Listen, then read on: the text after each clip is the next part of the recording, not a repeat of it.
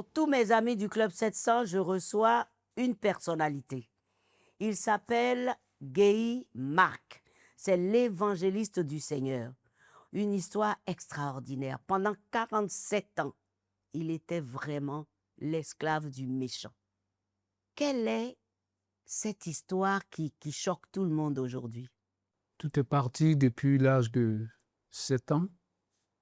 J'étais à l'école primaire et une nuit dans la chambre des enfants où j'étais avec mes frères et sœurs, je fais un rêve. Et pendant ce rêve, il y avait un bœuf qui me poursuivait. J'étais en train de courir et un gros bœuf avec des cornes qui était dans mon dos en train de me poursuivre. Donc je poussais des cris. C'est mes frères, la famille qui m'ont réveillé. « Marc, qu'est-ce que tu as? Qu'est-ce que tu as? Pourquoi tu pleures? Pourquoi tu pleures ?»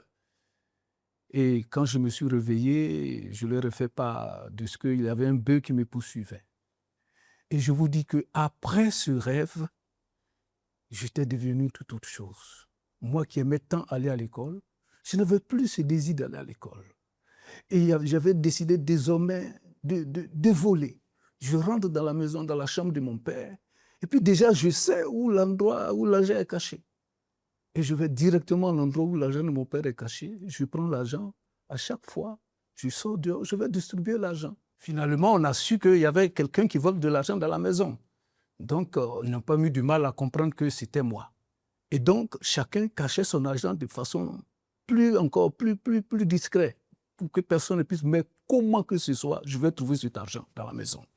Et c'est comme ça, un jour, je me suis retrouvé avec des amis en train de fumer la drogue dans une maison, à Daloa. Et une voix m'a dit, dans mon cœur à moi, sors, va manger parce que tu n'as pas encore mangé, vous allez prendre du temps pour fumer la drogue, alors va vite, tu manges et puis tu reviens, vous allez continuer de fumer. Dès que je suis sorti, aller m'asseoir en train de manger, déjà j'entends des coups de feu. J'entends plusieurs coups de feu. Nous étions 5 dans la maison. Le temps que j'entends des coups de feu, je finis rapidement, je dis, puisque c'était le temps des assaillants, il y avait la guerre à Daloa, dans la ville de Côte d'Ivoire. Donc pour moi, c'était des tirs lointains. Alors que quand j'étais sorti de cette maison, il y avait eu une foule de policiers et de militaires mélangés qui sont rentrés dans la maison, puisqu'on les a appelés pour dire qu'il y a des drogués là. Dans le temps que je finis rapidement, je cours pour revenir, je vois que tout le monde a été tué. Les policiers les ont fait sortir. Ah, là. Vous venez d'échapper encore. Encore à la mort. Puisque j'ai échappé la mort à Daloa, je vais fuir aller un peu vivre à San Pedro. Et donc j'ai été appréhendé encore et on m'a considéré comme récidiviste. Ils m'ont bien bastonné, on m'a donné au dozo. Le but des dozos, on t'attache avec une brique et on te met dans l'eau parce que tu es reconnu comme voleur. On n'a pas besoin de t'envoyer à la police. Celui qui devait donner la sentence pour dire bon, on peut le mettre dans l'eau. Quand il est arrivé le soir, on lui fait le compte rendu, voici un voleur qu'on a attrapé, c'est un récidiviste, on le connaît dans la ville. Après avoir écouté le récit, il dit bon, lui il décide une seule chose, ce monsieur, emmenez-le à la police.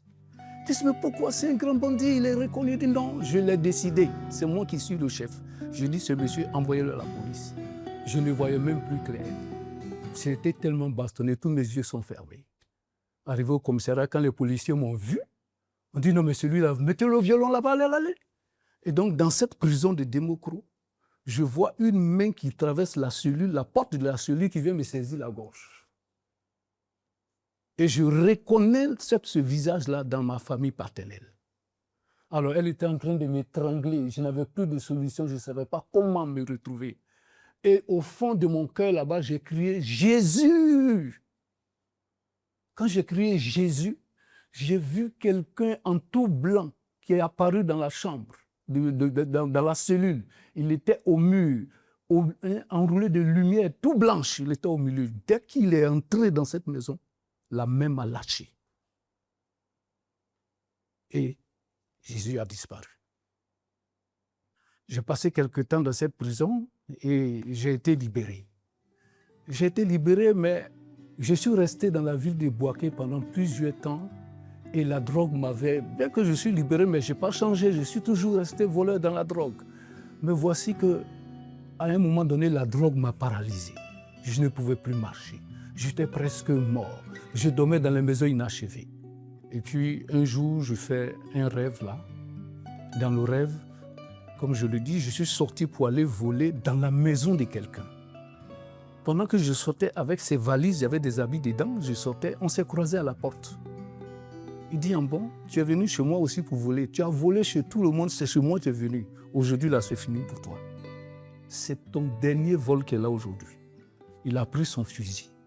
Quand j'ai vu qu'il a pris un fusil, j'ai jeté les bagages, je suis sorti dans la cour, dans la rue, en train de courir pour me chercher, pour m'échapper.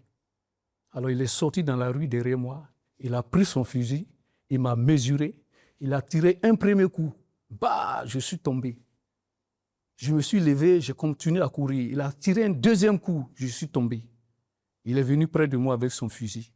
Il m'a dit, Marc, Guéhi Marc, tu n'es pas mort, mais le drogué, le voleur qui était en toi depuis des années, à partir d'aujourd'hui, il est mort. Tu es libéré, lève-toi et va-t'en. Maman, quand je me suis réveillé le matin, j'étais devenu une autre personne. C'est-à-dire que je sentais qu'il y a un poids qui était quitté en moi. Je sentais que j'étais devenu très léger.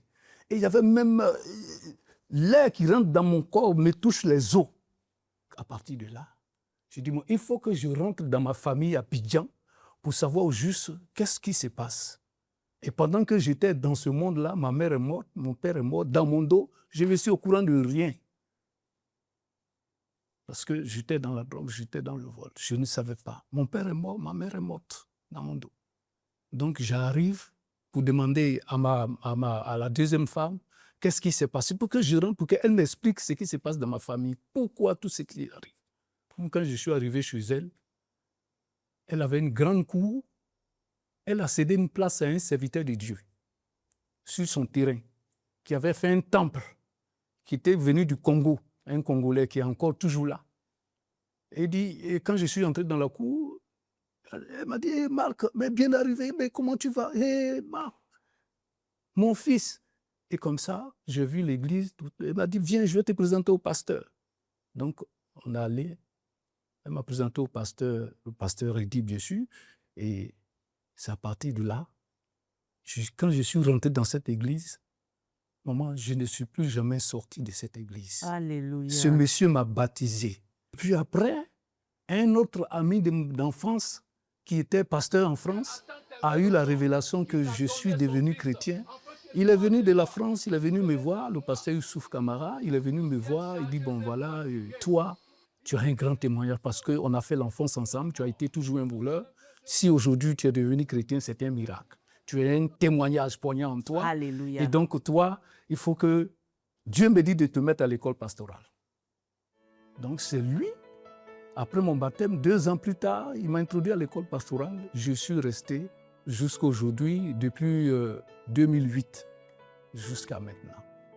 Voleur, drogué que j'ai été, quelqu'un qui était voué à une vie d'échec, quelqu'un dont il y avait une très grande réclamation sur sa vie.